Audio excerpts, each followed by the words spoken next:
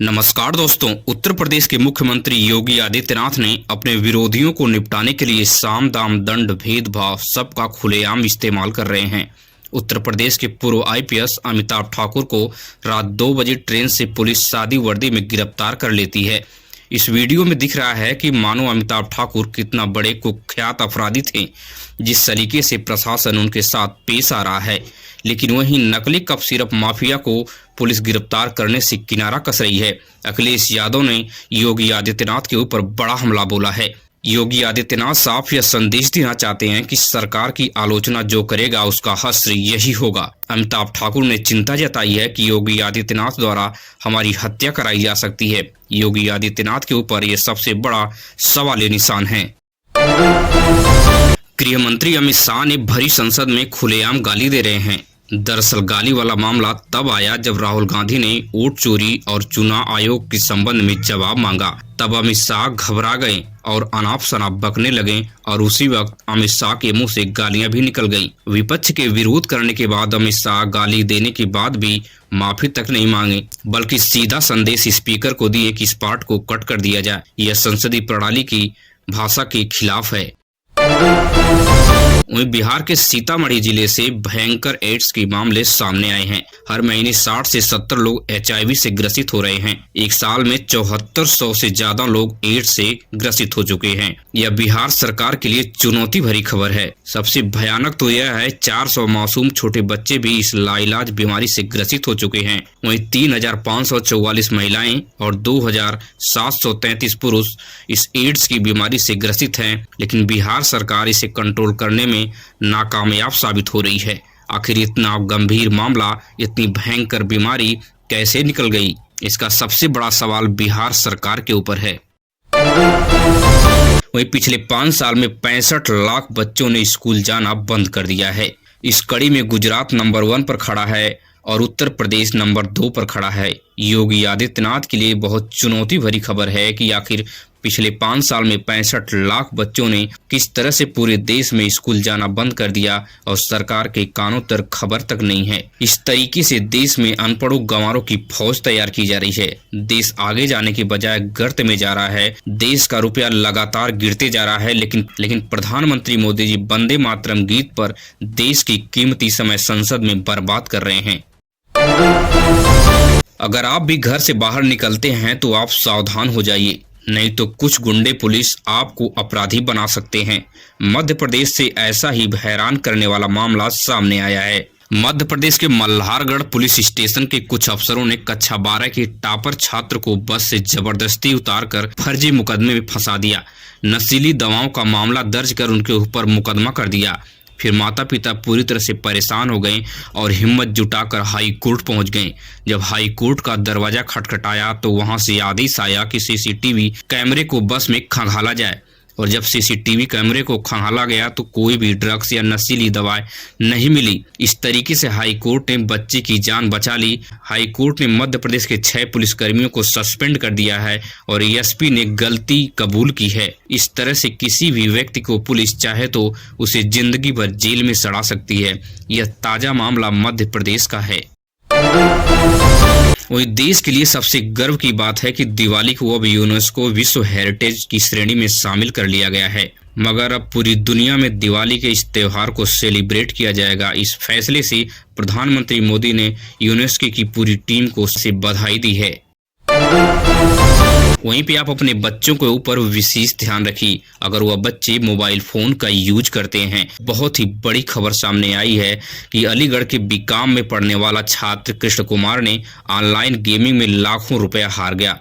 हारने के बाद साजिश रचा कि मैं किडनैप हो गया हूं। फिर पिता ने 8 लाख रुपए लेकर उसे छुड़ाने के लिए आया, लेकिन पिता ने तुरंत पुलिस में कंप्लेन करके पुलिस को साथ में लेके आया। तब पता चला कि उसका दोस्त और वह मिलकर साजिश रचे थे अपने पिता से ही 8 लाख रुपए ऐंठने के लिए। इस तरह से बच्चे अपने माता पिता के साथ इतने बड़े खिलवाड़ कर सकते हैं और उनकी पूरी जिंदगी को ऑनलाइन गेम खेलने में तबाह कर सकते हैं। इसलिए आप अपने बच्चे के ऊपर विशेष नजर रखें।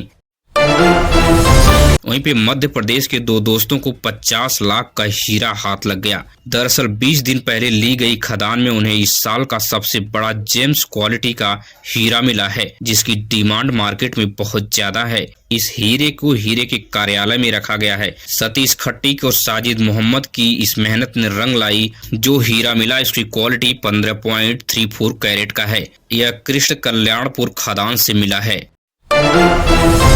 अखिलेश यादव ने बीजेपी और आरएसएस पर बड़ा हमला बोला है। अखिलेश यादव का साफ कहना है कि पीडीए परिवार वालों को जो लोग गंगा जल से उनके घर को धुलवाते हैं, असली जंगली वही हैं। दरअसल यह बात जंगल राज के सवाल से शुरू हुई। कुंभ में लोगों की जान चली गई। जिन लोगों ने लापरवाही बरती, ऐसे लोग ही असली जंगली हैं। इनडायरेक्टली रूप से अखिलेश यादव ने उत्तर प्रदेश सरकार के ऊपर बड़ा हमला बोला है।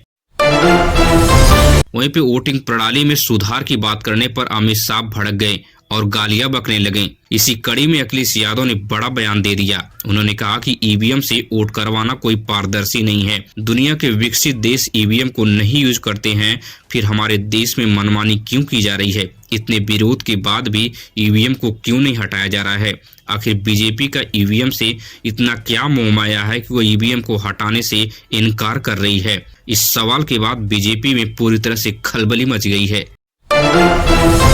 वहीं पे कोरोना वैक्सीन लगाने वालों के लिए सबसे बुरी खबर है। जिन लोगों ने कोरोना वैक्सीन लगाया है उनमें से किसी को भी घातक बीमारी हो सकती है। घातक बीमारी में लकवा से ग्रसित होने का जो साइड इफेक्ट आया है, इससे पूरी तरह से हड़कंप मच गया है। कोरोना वैक्सीन जानलेवा साबित हो सकती है, कई लोगों को विकलांगता में पहुंचा सकती है। इस साइड इफेक्ट को भी केंद्र सरकार ने माना है।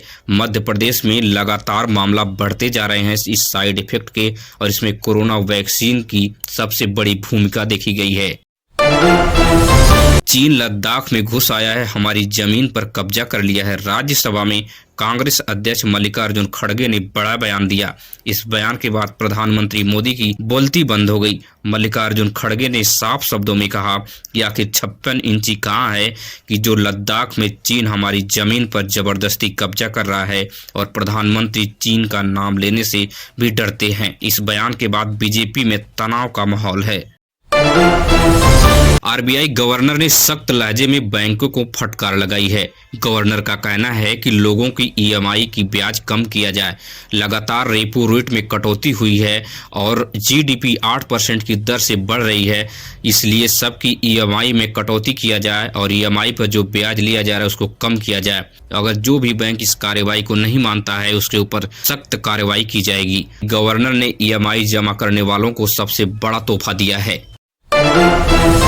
वहीं पे महाराष्ट्र सरकार ने सबसे बड़ी पहल कर दी है कि अब इलेक्ट्रिक वाहनों पर कोई टोल टैक्स नहीं लगेगा। दरअसल यह फैसला इलेक्ट्रिक वाहनों को बढ़ावा देने के लिए किया गया है। इससे एयर प्रदूषण को नियंत्रित किया जा सकता है और जहरीली हवाओं से बचा जा सकता है। इसलिए इलेक्ट्रिकल वाहनों को ज्यादा से ज्यादा प्रोत्साहन दिया जा रहा है ताकि सब लोग इलेक्ट्रिकल वाहन पर शिफ्ट हो जाएं और डीजल पेट्रोल जैसी गाड़ियों को बंद कर दिया जाए। इसलिए महाराष्ट्र सरकार का सबसे बड़ा फैसला आज लिया गया है कि इलेक्ट्रिक वाहनों पर टोल टैक्स बिल्कुल फ्री रहेगा।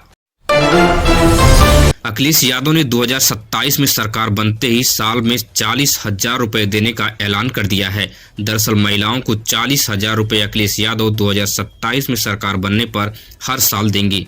अंजना ओम कश्यप ने पूछा कि ये पैसा कहां से आएगा, तो अंजना ओम कश्यप की बोलती बंद करते हुए अखिलेश यादव ने साफ शब्दों में कहा कि जहां से नीरव मोदी, मेहुल चोकसी और विजय माल्या जहां से पैसे लेकर देश का भाग गए हैं, वहीं से पैसे लेकर हम इन गरीब लोगों में 40,000 रुपए हर साल देने का काम करेंगे। इस ऐलान के बाद उत्तर प्रदेश की राजनीति में भूचाल सा आ गया है।